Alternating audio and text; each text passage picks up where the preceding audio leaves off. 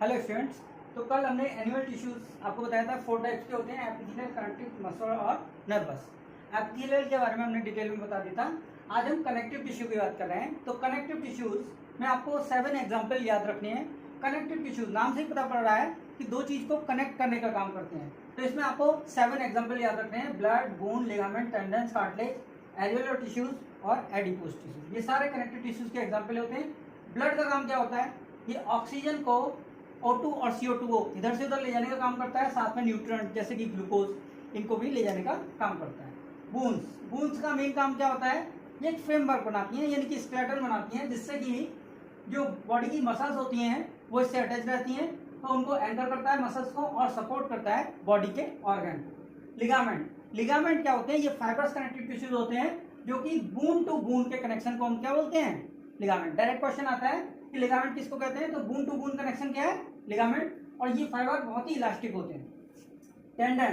Tendencies भी fibrous connective tissues होते हैं जो कि कनेक्ट करते हैं मसल्स को बून से, लेकिन इनकी फ्लेक्सिबिलिटी जो होती है ये लिमिटेड होती है।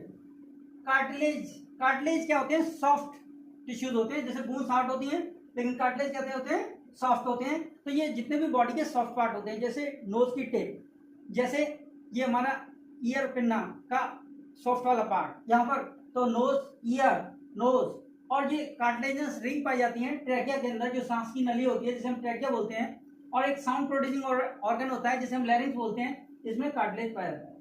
साथ में कार्टिलेज कहाँ पाया जाता है? जहां भी जो लॉन्ग बोन्स के जंक्शन होते हैं वहां पर ये दो बोन्स आपस में रगड़े ना, इसको रोकने के लिए यहाँ पर कार्टिलेज लगा होता है, तो ये smoothen the bone surface in the joint. तो कार्टिलेज का ये काम होता है।